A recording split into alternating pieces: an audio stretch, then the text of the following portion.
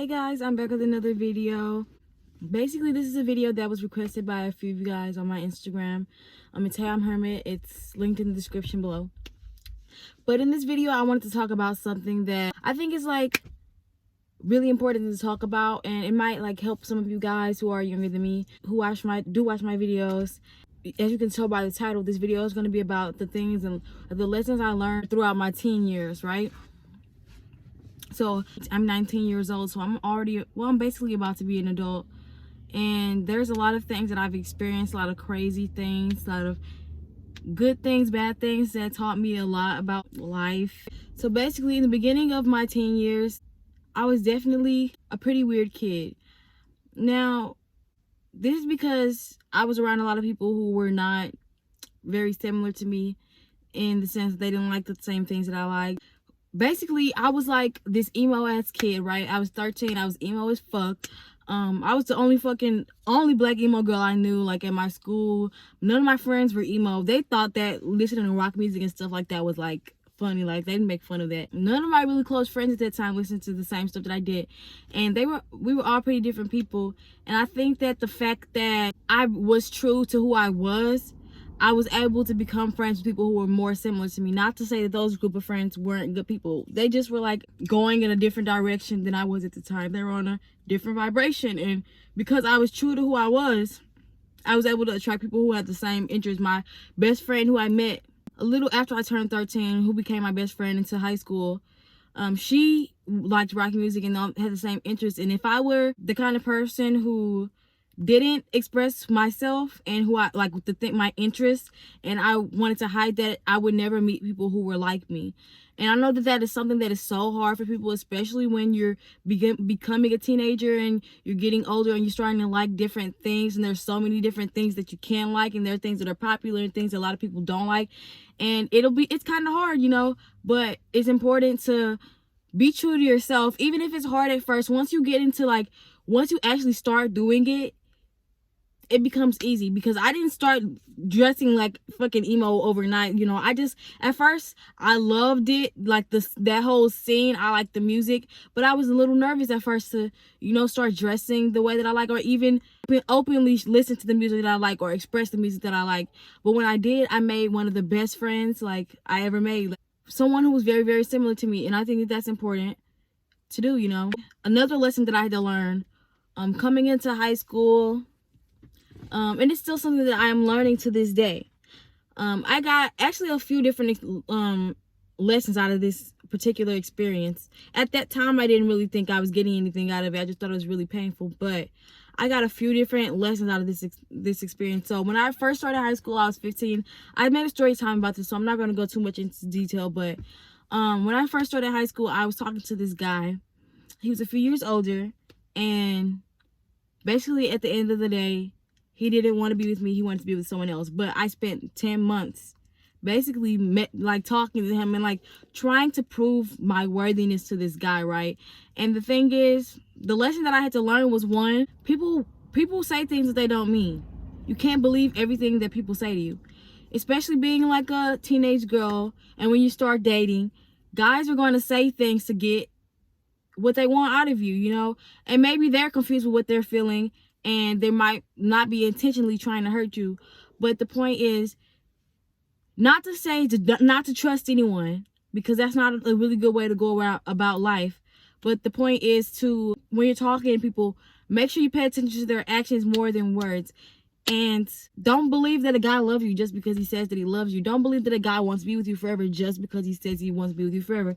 Don't believe that someone is being a guy's only talking to you because he just says he's talking to you. Not saying not to trust him at all, but I'm saying don't just like accept everything someone tells you, because that can put you in a very difficult situation. Basically, just don't be gullible. Don't be gullible. I mean, there are a lot of situations. This is a lesson that actually I had to go through multiple times throughout my teenage years. Like, literally, that's a lesson that I kept going through, because it was like, this wasn't a lesson that I just wasn't getting the first time or the second time or even the third time around. My school was small. After we stopped talking, the high school that I went to was small. There was around less than 300 kids. So everyone basically knew each other. And after me and him stopped talking, it was really rough right? So I went through a lot of things. I acted out in ways that I probably shouldn't have because I was immature. Even though he didn't treat me that well, it still didn't make the decision that I made. I keyed his fucking car, if you guys want to know. I keyed that nigga's car. Basically, after that happened, a lot of people in our school had a lot to say about me.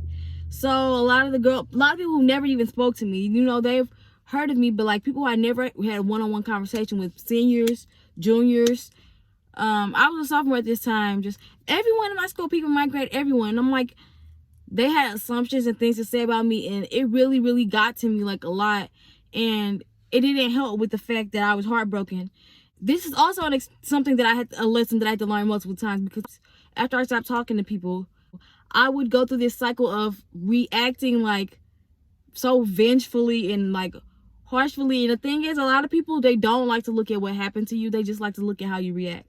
So my response to that, when someone hurts you, whether it's a friend or whatever, don't act out, because in the end it only hurts you. People are going to talk about you. You're going to feel this guilt. But the thing about people talking about you, bro, people only, like I said, people will judge you for the things that you've done, but not care about the things that have happened to you. But the thing you have to understand about that is people are only going to understand from their level of perception. A lot of people haven't gone through the things that you've gone through. And a lot of people aren't you. Everyone's brains doesn't think exactly the same. So people aren't going to understand you, and you have to learn to be okay with that. At the end of the day, the only person's approval that you need is your own. Not to say that you shouldn't care about anyone else, and not to say that you shouldn't, you know, take advice from other people or stuff like that. But at the end of the day, someone else's opinion of you should not affect how you feel about yourself. And I know that is so hard to like do, because that wasn't something that like I learned very easily. You know, I heard it a million times that you shouldn't let what someone else thinks about you affect how you feel about yourself, right? I heard a million times, put your opinion first, you know. And that was something that was always hard for me. Like, for example, when I would post pictures on Instagram and stuff like this is like another example that isn't like involving other people really, but like when I post pictures on Instagram, right, I would always ask someone else, is this a good picture? I would send the picture to a group chat, my sisters, and basically they would tell me if they like the pictures or not. And I always felt like I needed that validation from others to post those pictures, right? Other people's approval. But you have to get into that habit of, I haven't even been doing this a lot. Like, I just started doing this recently. Or even when I started my YouTube channel, this is something that like this helped me do, right? Post something because you think it's good, right? Disregard all the other judgments of what other people might think or whatever. Look at it and be like, okay, do I think this is good? If I think this is good, then that's all I need to think about, and let it go. And the first time I did that, it was really relieving, because it was like, I never done that before, you know? Like, I always relied on the opinions of other people. And that's one way that you can build yourself up to like not need the approval of other people. Or like, even another way is like, if you want to wear something and you feel, or you're the type of person who asks people all the time, like, should I wear this or should I wear this? Put on something that you think looks good and don't ask anyone if they like it. That's a way to do it. Post a picture, and if it doesn't get a lot of likes, keep that picture up because you like it, you know? When I was younger, I'm not gonna lie, like, I used to be really a judgmental person. Like, I didn't really think I was, but like, for example, I judged people who slept with a lot of people. I judged people on what they wore. I judged people on their personal decisions and stuff like that. And one thing that I had to learn was, if you want people to accept you, you have to learn to be accepting of other people. What you give out is what you get back. Everyone's morals is different, right? Just like in certain places, or what people think is morally right is different to different people. Like, for example, in certain places, they don't want you shouldn't show your ankle, right? But if you do show your ankle, that is okay if it's something that you think is okay, right? Like, if it's not hurting anyone else and it's not hurting you, then there should be no problem. You shouldn't have a problem with how other people are. That's like something that you have to constantly work on, because I feel like that's something that we're programmed to do, like judge. Another lesson that I had to learn was, a lot of the beliefs that you have about yourself, you will see in the outside world. So what I mean, for example, is if you feel like people don't value you, you will always be in situations with people who don't value you. If you feel like people don't find you most people don't find you attractive, and you genuinely feel like that, you're going to be in a lot of situations where you are rejected and found unattractive. Not to say that you're an unattractive person, but that's just what you're putting out, so that's what you're going to get back.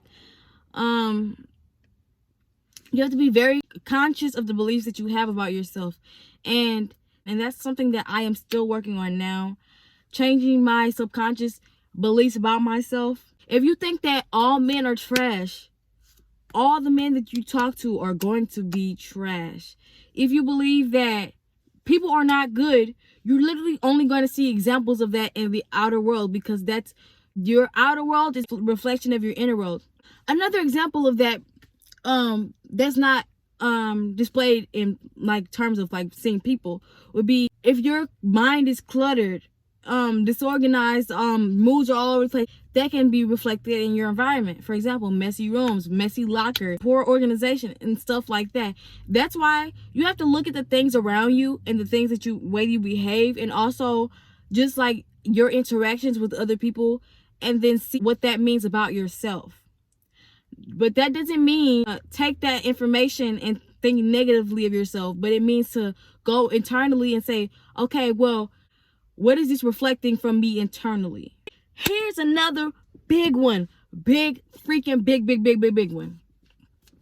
So, ever since I was little, my main thing was I wanted to get married. I wanted a boyfriend.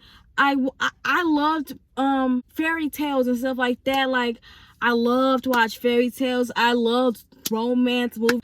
I felt like I really wanted a partner. That was my main thing, and I feel like that is a thing for a lot of girls. Some people that I know, one of the main things that they want is a partner, right? But here's the thing that you have to realize: you have to be completely happy with yourself before you have someone else come to love you.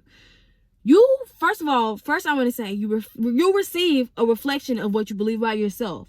So the people you will attract, if you are not mentally in a good place, if you are needy, if you are desperate, if you are going to attract someone on that same vibration. You aren't going to attract someone who's really good for you.